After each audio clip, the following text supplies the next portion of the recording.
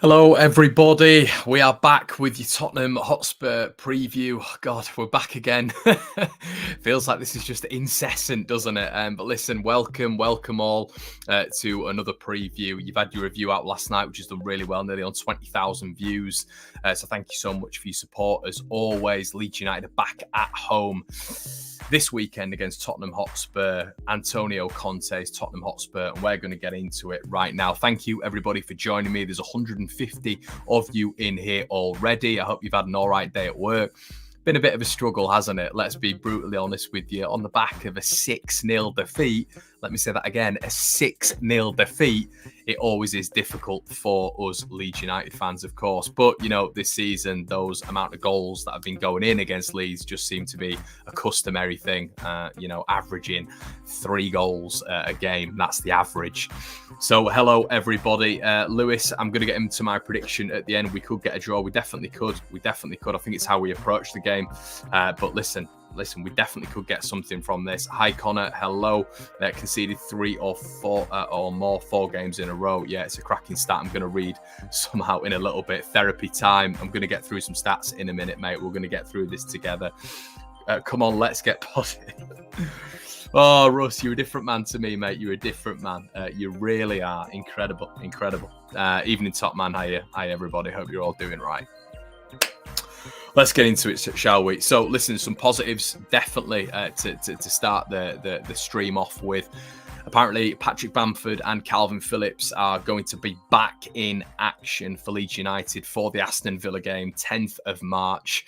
We don't know whether or not that's going to be in terms of general, really. Is that going to be back with the squad? Adam Crafton at The Athletic didn't really discuss in detail how they're going to be back with the squad. I mean, from the last time I sort of went into detail on it, Patrick Bamford couldn't put a boot on, couldn't put a shoe on not long ago. So I don't know if he's going to be playing fit. I would doubt that. Maybe back with the squad, but you would expect sort of 2 or 3 weeks minimum after that, really. But back with the squad for the 10th of March, I guess that's a good thing.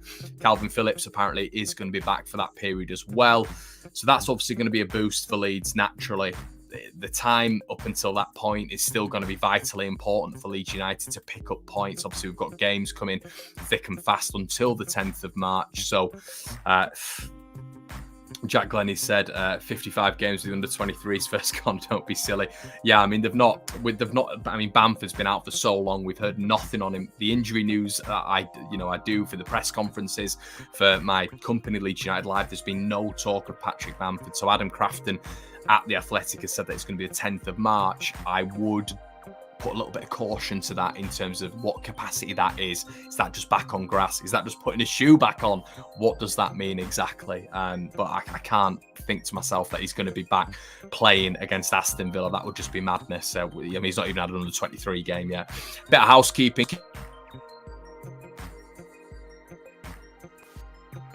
Wouldn't mind smashing a like on the video. That'd be much appreciated. Obviously, the streams are coming thick and fast at the minute. A like would be very much appreciated. But loads of subscribers come on last night as well, so make sure you're liking the video. Subscribe to the channel if you're not already. So some damning stats to hit you with at the start. 4 defeats in 5 for Leeds United.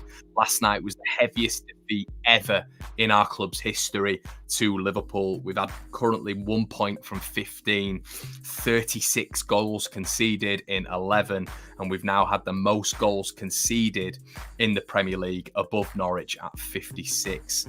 And as mentioned before, it's the 4th straight game where we've conceded more than 3 goals. That's the first time that's happened since 1960.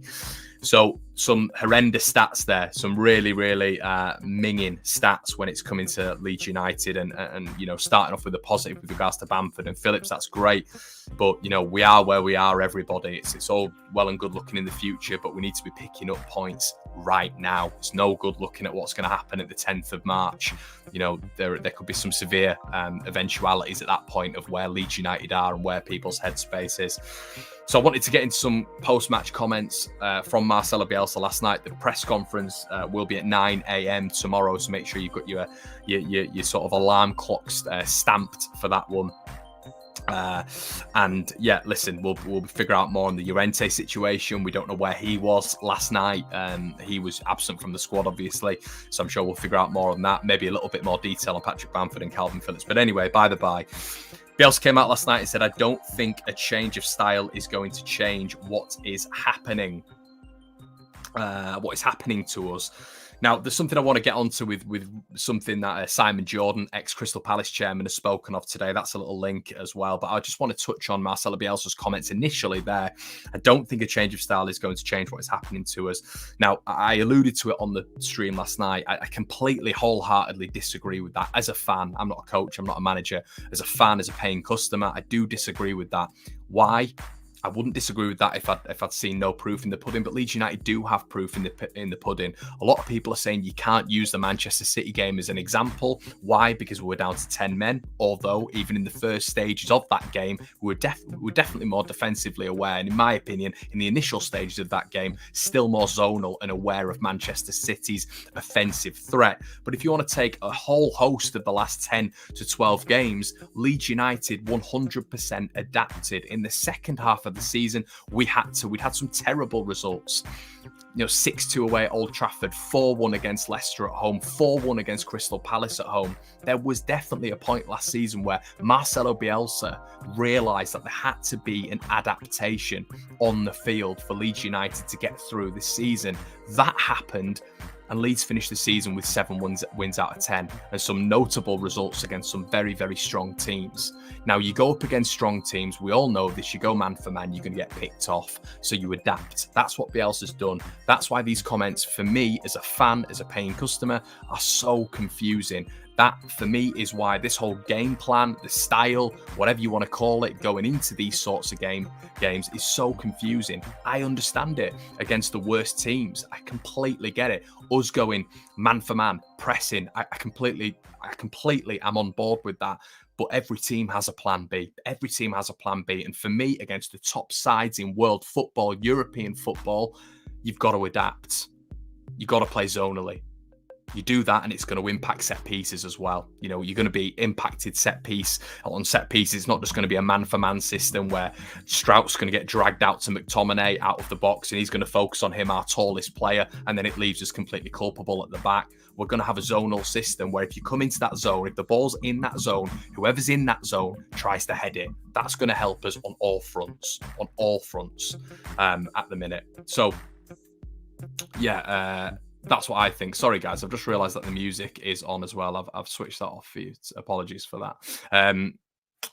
But yeah, no, listen, I think that's going to be something that we seriously need to take into consideration with going forward and manipulating exactly what we're going to be going into in the future with this side. I think there's got to be adaptations to certain sides, and I think it's interesting that Marcelo Bielsa did allude to that last night in his press conference.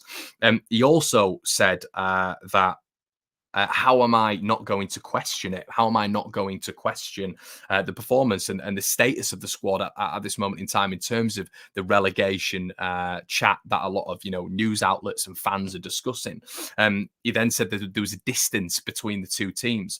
So when you marry those statements up, you've got to adapt, haven't you? You've got to adapt, and that is the key word. So he understands. He's clearly very, very aware of what is being said. So for me, you go away and learn. You go away and learn. And this is what I was saying last night. You go away and learn and you change a little bit. Tweak. We're not talking about a whole change in philosophy. Just a few tweaks here and there against the bigger sides, against the sides who are better on the ball, are ball orientated. Anyway, I'm going to get into some of your comments. If Cooper gets back into the starting lineup, I quit. There's a lot of people who were turning around and saying that Liam Cooper would be a good addition in this side. Leadership. Listen, me and KG have spoken about this off air. I think people, when certain individuals are out of this side, suddenly people start adding qualities to those individuals. Suddenly these individuals turn into absolute world superstars.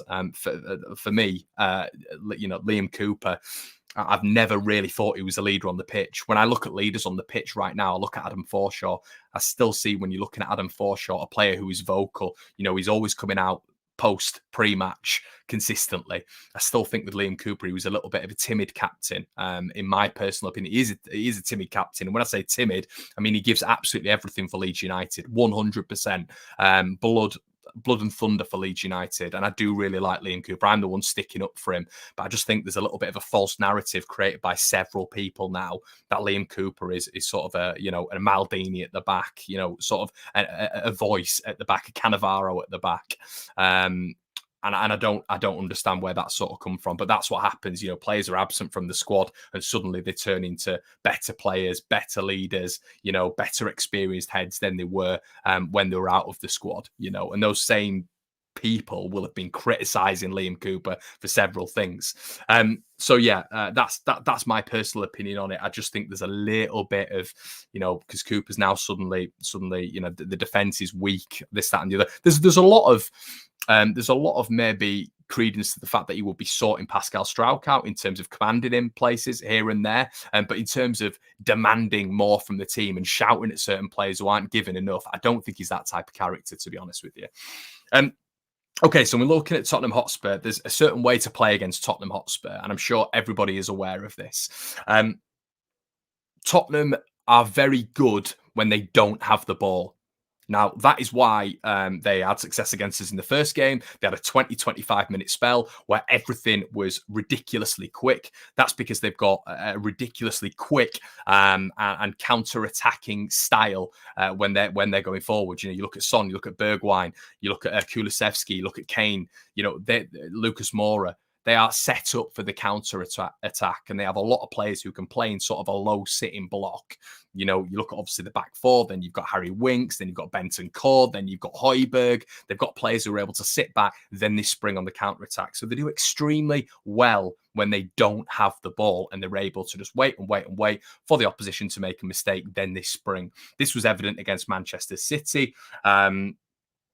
And several other sides as well, which I think has been really key. A few other examples I've got down here is against Wolves as well. They had a lot more of the ball, and they lost that game. Burnley, they had a lot more of the ball and they lost that game. Southampton, they had more of the ball and lost that game. So basically, what I'm trying to say is if Leeds are able to frustrate Tottenham Hotspur, if they're able to let Tottenham have the ball, just let them play their way and then spring on the counter-attack, playing sort of a mid-block, wait, spring on the counter-attack, Leeds are going to cause Tottenham problems. There's been blueprints throughout. And if you want to flip it, Brentford have had more possession playing Tottenham, a hell of a lot more possession playing Tottenham, and have pressed the action. They've lost that game 2-0. Norwich did the exact same. Norwich had 60% of possession at the Tottenham Hotspur Stadium, lost 3-0. So what I'm trying to say, and what we saw last night against Burnley, is when Tottenham have more of the ball, there is more problems. And I think this is why Antonio Conte at the minute is finding more and more problems within this side, because he doesn't know which way to go. Possession style, out of possession, what are they doing? What's the plan with Tottenham? And you've got to remember that Conte did get his first win of his campaign against Leeds United at the Tottenham Hotspur Stadium. So it's going to be fascinating to see what Leeds do. Keep getting your comments in, everybody, and I'll try read some of them out.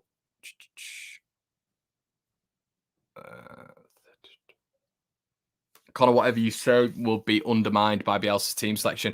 Yeah, no, I think what I'm just trying to give sort of a positive preview in terms of what we can do to hurt them. And I do feel that, as I've just said, when they're in possession, Tottenham, they don't really know what to do with it. They're not great with build-up. So I think that counter-attacking style really facilitates them. The world saw it against Manchester City, but we've seen it in other games as well. When they have a lot of the ball, they're not as good. When they have less possession, they are much better. So yeah, I mean, I'm just hoping that we do adapt a little bit, because the stats definitely back it up. And as I've said before, guys, I think the zonal way of playing will massively aid Leeds United when it comes to set pieces, because, as I've said numerous times, the man marking system seems to be a thing at corners where we look so vulnerable at the minute. You seem to get certain men following certain men, whatever height they are. It doesn't seem to be matched on height anymore. As I said, and even positional. It looked like Strout was following Scott McTominay at one point. I think we saw Diego Llorente man marking Michael Keane, which is a ridiculous height difference when you've got Robin Koch and Pascal Struijk on the field. This man marking thing doesn't just stop in play. When the ball's out of play and we're waiting for set pieces, this is still a big problem. And if Leeds are zonal, as I've said at the start of the video, if the ball goes into your zone, you attack it, And that is another thing that Liam Cooper is very good at. He's very good at attacking the ball. And I think that would be one beneficiary of him being back in this side right now, of course. So, yeah, I mean, yeah. I don't know why I'm talking through all this sort of stuff, but I'm just trying to think of certain ways that Leeds can work around this Tottenham game, because I've said in the debrief that we'll win this game, believe it or not. I know a lot of you will be shocked by that. And I do try to keep it as real as I can, but I do look at Tottenham at the minute and I do think they're in a little bit of disarray. I really do. Antonio Conte is giving mixed messages out. He seems a little bit schizophrenic at the minute in terms of him saying at the weekend he loves Tottenham Hotspur, he loves the players are all listening to him. And then last night he's sort of coming out and saying that he needs to have chats with the board. These players, essentially, I'm paraphrasing, but are not good enough. That's what I was that's what I was understanding from what he was saying last night when I was listening to it. And Daniel Levy needs to give him a little bit more. So there's a lot of frustration there. Now, we saw a lot also when we played Newcastle, completely different scenario earlier on in the season at St James's Park. There was frustration there as well. Leeds have to take advantage of this. The difference is right now is Tottenham can play that card with Leeds United. There is so much frustration at Leeds right now. Listen, everybody sings the team's names, the managers, the team players. Sorry, they sing for the team, they sing for the manager as well, which is amazing. The support will, for me, even throughout the games, I will back whoever is put on, is within the Leeds United sphere. I'll back whoever, but I do still have criticisms. I do still have worries. I do still look at the long term and think, what on earth is going on here? But the utmost thing Leeds United need to do right now is get through this season. We have to get through this season, no matter what. And that's why I'm talking about a different playing style, something similar to what we've seen last season. But there's a lot of change from what we saw last time out. Obviously, Tottenham have got a whole host of different players coming in, which might benefit them. More ball-orientated players in terms of Christian Romero, who's a little bit of a brute, to be honest, but he's good on the ball, in my opinion. Eric Dyer, who wasn't playing in the last game as well. They had a little bit of a manufactured back three. I think they had Davis, Tanganga, and I can't remember the other one, but they had another. It might have been Reguilon would have been wide left, but they had another centre back in there. But it was very, very mixed match last time they played. Now they've got those two back. They've got Benton Core there, and they've got Kulusevski as well. The two signings from Juventus. So it's a different Tottenham side. It's going to be a very different Tottenham side. What Antonio Conte did last time as well is he forced a 3-4-3. Now, what does this mean? If they go 3-4-3, that essentially means Leeds match them up and go into a 3-3-1-3, which I never think Leeds look comfortable in. I really don't. I think the 4-1-4-1, there's a little bit more of a familiarity with it. The 3-3-1-3, Leeds never look comfortable. Ever look comfortable. So, yeah, last time out, I thought we were good in the first 45 against Tottenham. I don't think they offered much. It's going to be really interesting to see what Bielsa says tomorrow, because in that three at the back, we had Phillips, we had Cooper, we had Llorente. There's a possibility that all three of those are out. We know with Phillips and Cooper, they're going to be out, but what's happened with Diego Llorente? We have no idea. Yeah, these are all the things that we need to take into consideration. Now, something I'm a little bit worried about as well in terms of the man-for-man system in this game as well is something that we saw in the Man City game, where you actually saw Manchester City very, very confused on what to do. What to do with Harry Kane. He was picking up spaces here, there, and everywhere, and the man marking system, in my opinion, if Harry Kane's going to be dropping deep, you're going to get a Pascal Struijk, you're going to get potentially a Diego Llorente pulled out of the defence, you're going to get Son making inverted runs, which we saw in the first game, and you're going to essentially get the wingers keeping the fullbacks wide. So you do that, you create a lot more space out there in that middle section. Kane's pulling back, and you've got that ability to put Son through. And I think that's what Tottenham are going to try utilise in this game. And that is why the man marking system for me is going to get pulled apart in this game. It's just how many goals Leeds can score, because that's what it seems to be at the minute. Leeds are bottom of the form table when it comes to the bottom six. Everyone in the bottom six has a better last 6 games than Leeds United overall. So there's a lot of things to take into consideration here, everybody. There really is. My starting lineup is what my starting lineup always is. It's Joe Gelhardt starting. It's if we can't put certain individuals at centre back, we turn around and we stick Charlie Cresswell in there, a 6'2", 6'3" monster of a centre back who dealt with Mikel Antonio pretty well on his first full senior debut. I'd have, I really would look to take Luke Ayling out of this one. I really would. I think Luke Ayling's been very, very poor. You stick Stuart Dallas at right back, then let's see Lewis Bate. Get Lewis Bate in the middle of the park. That's what I would like to see. I know there's a lot of people who say Jamie Shackleton at right back and then Dallas in central midfield. Thought Shackleton came on with a lot of endeavour yesterday, but I still don't think there's a lot of output there for him. I think he's still a little bit erratic. I think his pass completion isn't great. And we saw that yesterday when he gave up possession several times. I think a lot of Leeds fans were turning around saying he was good, but he was good in that game because he might have looked good because he came on at half time, and every other Leeds player at that moment in time was absolutely dreadful. So that's what I would look to do. Joe Gelhardt, obviously up front, Dan James wide left, and just keep it simple. That's what I would do. That really is. And that will be my 11 for the game. I put my 11 on Twitter. I put my 11 on the YouTube account and Instagram consistently. There's no real change with my 11. I definitely want to see change. What I don't want to see once again is I mean the back three is going to impact this, but I don't want to see the same things as we always see. But there is a high likelihood with Leeds playing 3 at the back that potentially we will be putting Luke Ayling at centre back, and then maybe Dallas wide right, Shackleton wide right. Who knows? It's very speculative at this moment in time. But guys, I'm going to leave it there in terms of my opinion on the game. I'm going to read out a couple of comments. Once again, apologies for the music at the start. That's really, really annoyed me. You put the music on for a little bit of an easy way into the stream, and then I've left it on because I was so I wanted to respond to your comments quickly. Loki says 3-3-1-3 last time it worked was against Southampton. Yeah, and it's a very different Southampton team as well. Southampton look absolutely excellent this year. Roberts is the most overrated player I've seen in a Leeds shirt. Cole Breeze, there's one man picking him. There's one man who, a lad is coming on in Tyler Roberts. I don't rate his play. I really don't. I don't think he should be playing in the Premier League, never mind playing for Leeds United. But I feel sorry for the kid at the minute because he keeps being brought on. When you've got the golden boy on the bench who can be brought on and can do a real job, and is our only striker at the minute. And there's one man putting him on, and this is the thing. There is a lot of culpability. There is a lot of problems in terms of individual battles. Pascal Struijk has been losing several individual battles, which have led to goals over the past month, really. Diego Llorente is definitely up for conversation with that as well. But at the end of the day, these players are playing a certain way. They are playing a certain way, which is enforced by the manager, as his substitutions. So I wouldn't put him out there. I wouldn't put Tyler Roberts out there because of his quality, but because his confidence will be an all-time low at the minute. James Fruin, you're trying to get me on these names, mate. I don't do that stuff.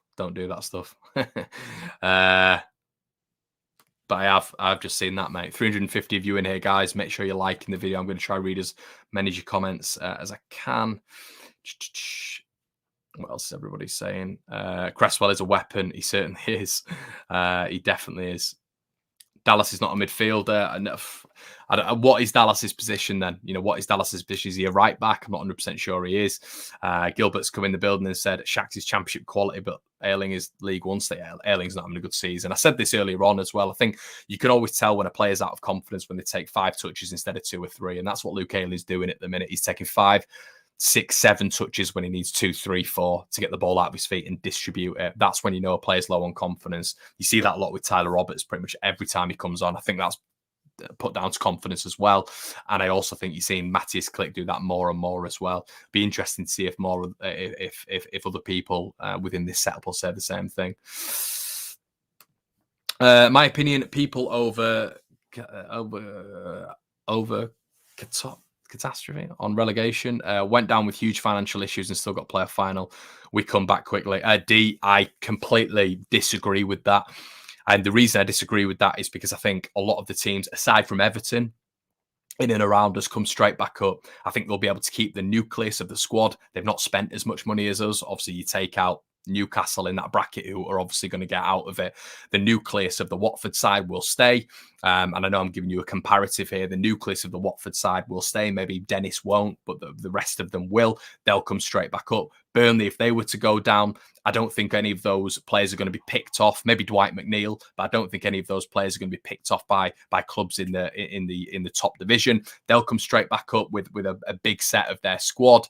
I also think Norwich will have the same thing again. Dean Smith isn't going to go anywhere. They're going to come straight back up if they are to. Norwich do it all the time. Leeds United are going to have a whole list of changes. We're going to have ownership changes. There's definitely going to be managerial changes. Even if we go to the Championship, you're going to get Phillips leaving, you're going to get Rodrigo leaving, you're going to get Strout leaving, you're going to get Meslier leaving, you're going to get Phillips leaving, you're going to get Llorente leaving.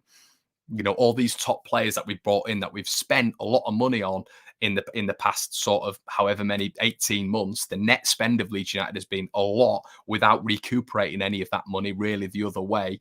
All of that money is going to be really lost, because we're going to essentially make a loss on all of these players, in my opinion, especially if the rumours, what we've heard about Rafinha, are true. If he does go to the if we do get relegated to the Championship and he's got a 25 million release clause, if that is true, which a lot of people are saying it is true, that is going to be a sort of 7-8 million profit on our main superstar. You're going to get Gelhardt leaving. Best believe Charlie Cresswell was being sniffed about by Manchester United in the summer and Liverpool. So what I'm trying to say here, that is doomsday scenario. But for a lot of people who are turning around and thinking Leeds are going to bounce back, that is not going to happen. It is not going to happen. There are too many wholesale changes from top to bottom with the hierarchy of the squad. That's not sustainable. And that's why the Leeds fans, the Leeds board, best believe, will know this will be catastrophic if Leeds go down. It's not just going to be a case of selling Rafinha and selling Phillips, keeping hold of everybody else, spending 100 million and then coming back up. You got to think financial fair play in the Championship is a different ball game as well. I think if Leeds go down, out of the bottom six right now, we will be the worst effective. I think Newcastle go down. It's a free ride, really. Newcastle, they'll just buy the Championship, won't they? I don't know if Leeds will be doing that. I don't know what the owners will expect, the 49ers, who are probably going to take full ownership. I don't know what's going to happen there. Are they going to recoup? Are they going to save a lot of the money, to spend maybe on infrastructure, to spend on stadium plans and facilities, which the 49ers have done for the San Francisco 49ers? That is where they develop, spend a little bit on the squad. But that whole sustainability method of keeping us in the Premier League with all those players that we brought in is going to be gone. It really is.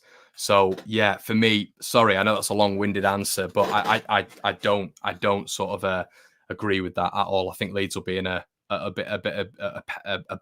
bad place if we do go down. It's going to be too much. It's going to be too much to turn around. It really is. But listen, guys, Spurs fan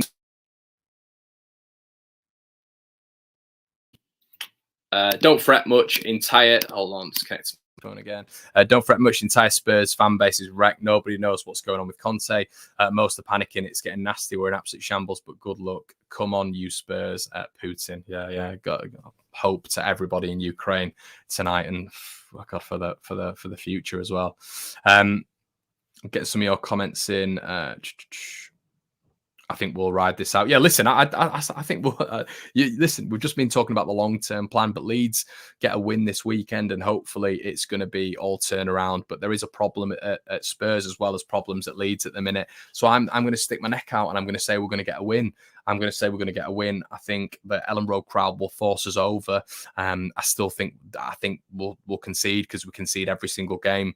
But if certain players turn up, if he picks the right team, I think Leeds can win this game. I do. I really, really do. And we've beaten them last season. I know it's a different scenario. I know we had Phillips. I know we had Cooper. I know we had Bamford, and they are huge, huge misses. But I think we could win this one. I'm going to go with a 2-1 Leeds win. Get your comments in the section below. What if we don't get a win though? Yeah, that is. Yeah, if we don't get a win, yeah, that'll be a different conversation. But listen. I'm hoping. I really am. I'm a realist. I am, but I'm gonna go for a win. I'm gonna go for a win. Okay, I'm going to leave it at that, guys. I hope you've enjoyed it. There's 455 of you in here. Make sure you like the video. Make sure you subscribe as always. Once again, I apologize if there was a little bit of music at the start. It's a bit annoying. That's naffed me off. Make sure you do go check it out though, because we're making some points at the start of it. Listen, we will catch you later on, everybody. Cheers.